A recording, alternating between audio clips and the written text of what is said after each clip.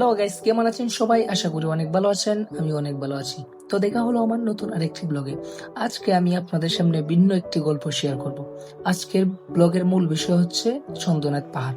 চলুন মূল ভিডিও শুরু করা যাক। তো প্রথমেই আমরা খুব সকালে 6টার দিকে রেডি হয়ে আমি আর মাসুম মুরাদপুর চলে আসি।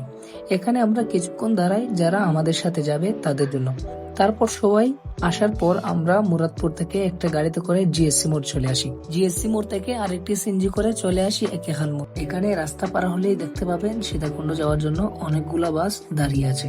এখান থেকে সীতাকুণ্ড বাজারে আসার জনপ্রতি ভাড়া নেবে 50 টাকা করে। তারপর বাসে উঠে যাত্রা শুরু করে দেই আর অপেক্ষা করি কখন সীতাকুণ্ড যাব। বিশেষ করে যাওয়ার সময় রাস্তার যে প্রাকৃতিক সৌন্দর্য, চিটাগাং শহরের মধ্যে আমার দেখা সবথেকে সুন্দর একটা রাস্তা হলো এটা। প্রায় 31 কিলোমিটার জার্নি করে আমরা চলে আসলাম সীতাকুণ্ড বাজারে। সেখান থেকে জনপ্রতি 20 টাকা ভাড়া দিয়ে আমরা 5 জন একটি সিএনজি করে চলে আসি আমাদের কাঙ্ক্ষিত গন্তব্য চন্দ্রনাথ পাহাড়ে। মুরাদপুর থেকে এই জায়গা পর্যন্ত আসার জনপ্রতি ভাড়া ছিল 96 টাকা। তারপর আমরা রেডি হয়ে পাহাড়ে ওঠা শুরু করি। আমরা চলে আসছি প্রায় 25 থেকে 30 মিনিটের মতো হেঁটে অর্ধেকের মতো রাস্তায় চলে আসছি। ওই যে আমাদের পিছনে অনেক সুন্দর ভিউ। অবস্থা ভাই, খুব কষ্ট।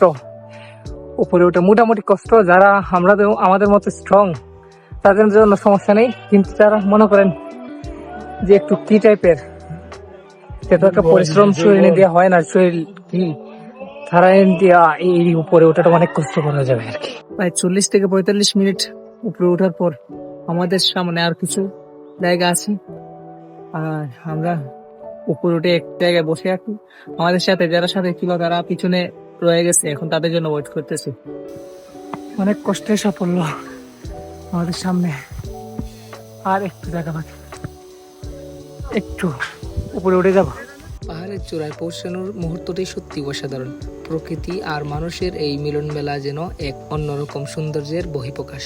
এই জায়গা থেকে একটা নর্মাল টপো ছিল, এই যে পিছনে দেখতে পাচ্ছেন, ওই জায়গা থেকে আবার ওই সামনে আরেকটা আছে, ওই জায়গাতে এখন যাবো।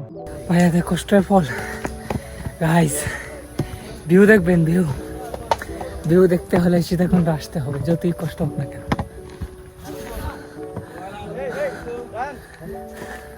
তো ফাইনালি গাইস, হাড় ভাঙা কষ্ট পেরিয়ে অবশেষে পৌঁছে গেলাম চন্দ্রনাথ পাহাড়ের চূড়ায়। এই ভিউটা একবার দেখলেই সব ক্লান্তি দূর হয়ে যায়। এখানে কিছু সময় কাটানোর পর এখন আমাদের নিচে নামার পালা। কি ভয়ঙ্কর সিঁড়ি, নামতে ভয় লাগতেছে, কিন্তু ভিউ দেখলে ভালো লাগতেছে। উপরে উঠতে যতটুকু ভয়ঙ্কর, এর চেয়ে বেশি ভয়ঙ্কর নিচে নামতে। একবারে পা যদি আপনি খালি পায়ে আসেন, যদি মনে করেন যে শুকনা দিনটাকে, আর যদি খালি পায়ে আসেন, পায়ে খুব প্রচুর ব্যথা করবে। আর জুতো নিয়ে আসলে পরে ভালো চেকিং জুতা আনতে হবে আর কি। The end of Sitakunda Chandranath পাহাড়। আমাদের ভ্রমণ এখানেই শেষ। বাট ভ্রমণ আরো আছে, আরো জায়গা আছে, কিন্তু পাহাড়ের পর্ব শেষ এখানেই।